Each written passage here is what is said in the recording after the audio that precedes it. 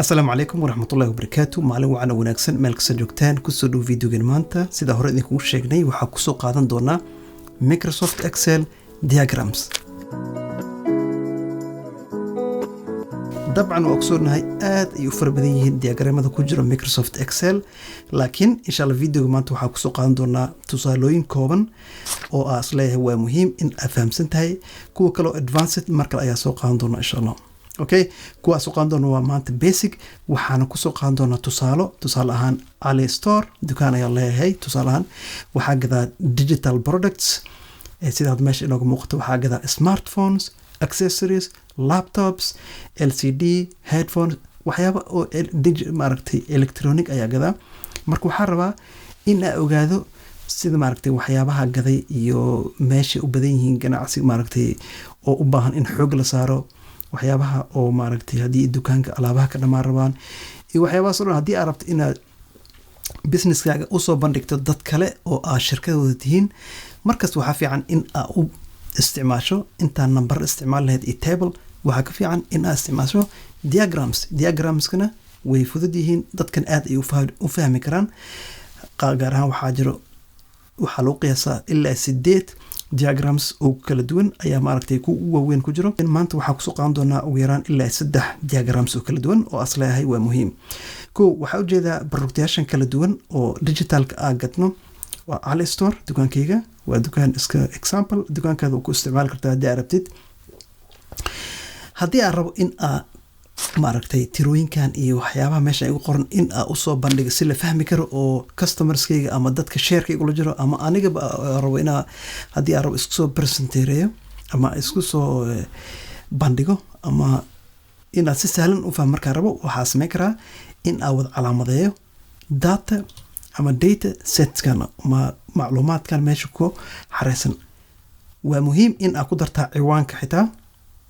okay, waa inaad wada calaamadeysaa sida loo calaamadeeyo iyo waxyaabahaas oo dhan. hadda kahor ayaa video kusoo qaadanay oo looga hadlayo Excel basics. okay, qaybta sare ayaa soo dhigi doona linkigiisa ama videogan qaybtiisa hoose insha Allah. okay, markaa wada calaamadeysa kadib waxaad tegaysaa insert tab. markaa furto waxaad tegaysaa kadib recommended charts. Excel wuxuu kugu waaninayaa ama kuu soo aruuriyey chartyada ugu muhiimsan oo maaragtay waxa aad dooratay ku munaasib markaas. okay, marka falaarta qaybta hoos u furo waxaa la siiyey cluster column chart, cluster bars, waxaa kaloo la siiyey pie chart. way farbadan yihiin. funnel aad iyo aad u farbadan yihiin. okay, marka waxaa isku day doonaa marka u horeysa in aan qaadano pie chart ayaa qaadanay. hadda markaa fiiriso wax oo maaragtay la fahmi karo oo aad iyo aad maaragtay ma sahlana. waxaa ujeednaa kalaro oo kaliya iyo waxay ka macno yihiin moogin. qaybtan hoose ayaana lagu siiyey legend yaashan ayaa waxaa lagu siiyey smartphone kalarkiisa iyo sidii kale yihiin meesha ayaa ka arki kartaa.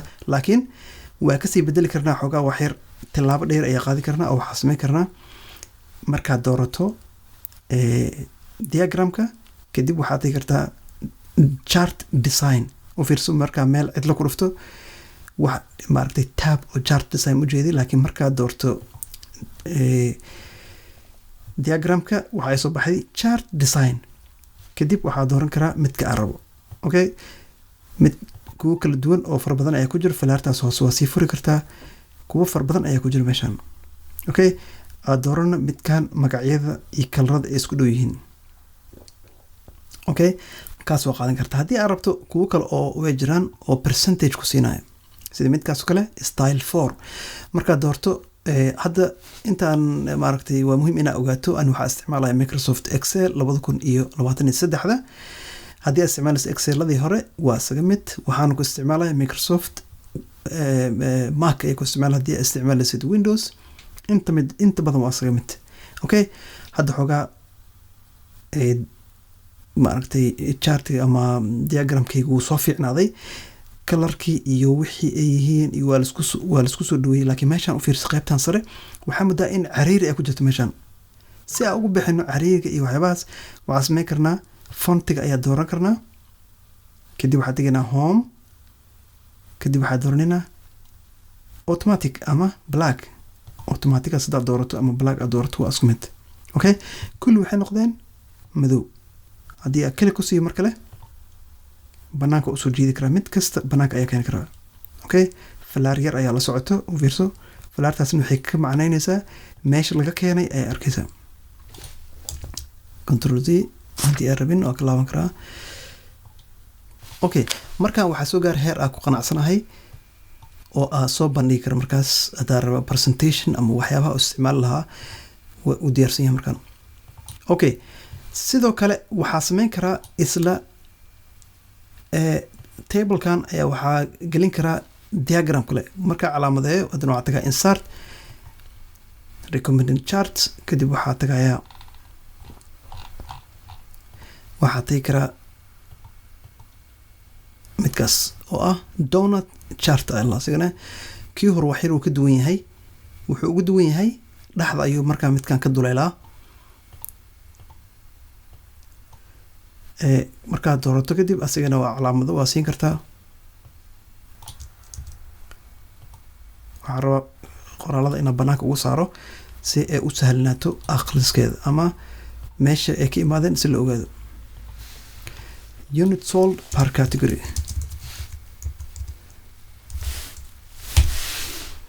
okay markaan tablekii waxaa u kala qaadnay laba diagram oo kale ah pie chart iyo donut chart oo ah markaas pie chart oo dhexda ka duleela labadaba waa isku mid laakiin dooq adiga askale midkaa rabtaa qaadan kartaa iyo designkaada iyo maxaa ku dhahaa iyo brandigaada siday isku keenayaan adiga taqaan okay sidoo kale isla tablekan waxaa gelin karnaa column charts markaa calaamadiis kadib recommended ayay tagi kartaa kan ugu horeey cluster chart ama column sadarabtid asigoo janjeer ah ama asigoo joog ah waa dhigi kartaa asigoo taagan midkan waa midka ugu isticmaalka badan excel ama maaragtay diagramka loogu isticmaal badan yahay waana midka ugu sahlan in la fahmo okay haddii aan rabo asigana designka pie chart design ayaa tagi karaa kadib wax waa ka bedeli karaa mid kasta iyo numberkiisa iyo wuxuu yahay